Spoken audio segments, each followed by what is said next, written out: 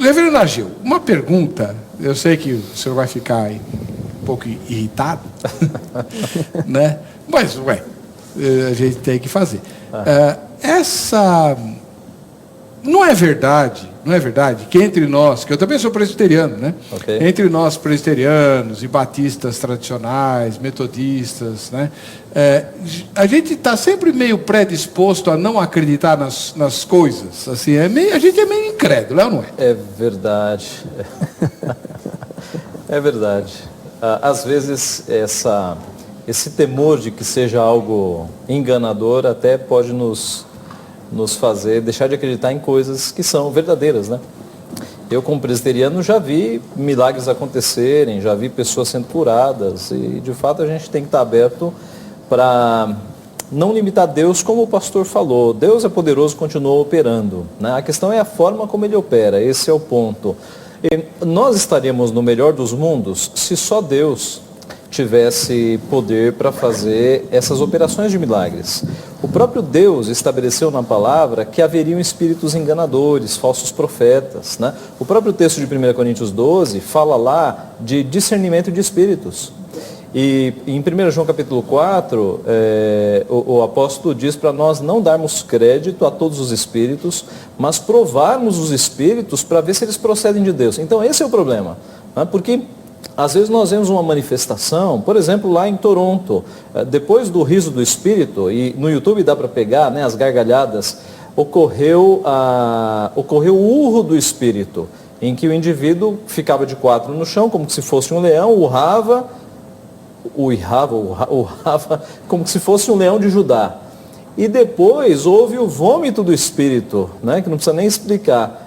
E tudo isso feito em nome de Deus. Então, esse é o problema. Há espíritos enganadores, há falsos profetas. Alguns desses fenômenos, eles acontecem fora do âmbito eclesiástico. Hoje à tarde, pesquisando um pouco sobre dente de ouro, eu encontrei relatos dele aparecendo em terreiros de Umbanda também.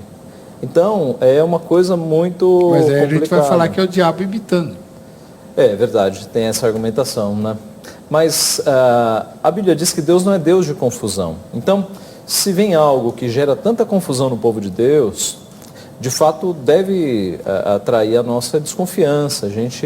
Desconfiado a gente já é por natureza. Eu acho assim, o pastor Éder William com certeza concorda comigo, porque na primeira fala dele ele foi nessa direção. Existem irmãos, em geral os pentecostais são mais inclinados a isso, que estão inclinados a acreditar praticamente em tudo. E os tradicionais a não acreditar em nada. Tem isso. Por isso que Deus tem os dois. Mistura os dois, na média, a gente tem uma igreja mais ou menos. É ou não é? É verdade. Né? Porque, por exemplo, eu já frequentei várias igrejas onde tem aquilo que a gente chama de testemunhança, né? Então as pessoas vão lá na frente. Cada testemunho que olha de arrepiar cabelo de boneca, né? Poxa.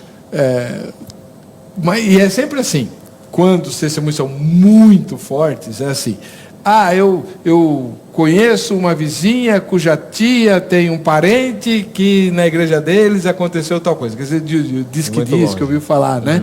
Não algo que eu presenciei, tal. Claro que existem milagres que a gente vê, né? E mesmo assim, aí, reverendo, a gente vê um milagre e fica, É verdade. A gente não... Aleluia, glória a Deus! Difícil a gente chegar nesse nível. É verdade. Né? Verdade. A gente está sempre com o pé no breque. E os irmãos pentecostais, no fundo, do acelerador. Não é? Então, mas eu preciso também dizer o seguinte, os pentecostais, como os demais irmãos tradicionais, nós precisamos pautar a nossa vida cristã pela prudência, pelo discernimento de espírito, como foi bem colocado pelo reverendo Ageu, e pela palavra de Deus, porque a Bíblia é a nossa única regra de fé e prática. Então, mas aí o reverendo Ageu mencionou o discernimento de espíritos, que é um dos 9 dons, não é isso? Correto. Mas ele falou que os dons acabaram, ou diminuíram, esse vale? Aí o senhor me pegou, né? Eu sempre tive essa dúvida. Eu falei, e agora? Como é que eu faço com essa questão do discernimento? Eu não creio que seja um dom que esteja ativo, né?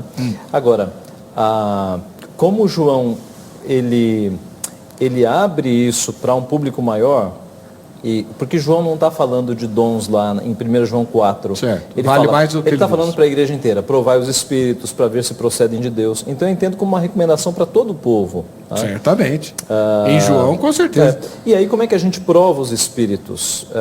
Através da palavra. Tá? Através de espíritos ou de coisas que confirmam a palavra. Porque essa é uma questão, né? O Espírito Santo, ele nunca vai trabalhar dissociado da palavra. Aliás, o texto de Efésios 6, quando fala da armadura de Deus, diz que a espada do Espírito é o quê? É a palavra. Então o Espírito luta com a palavra. Então o Espírito não pode estar revelando alguma coisa ou agindo de alguma forma que não seja de acordo com a palavra. Nesse sentido, eu concordo plenamente com o pastor. Né? A Bíblia é a nossa única regra de fé e prática. E então, tudo o que acontece tem que ter justamente o respaldo, o apoio bíblico. Bom,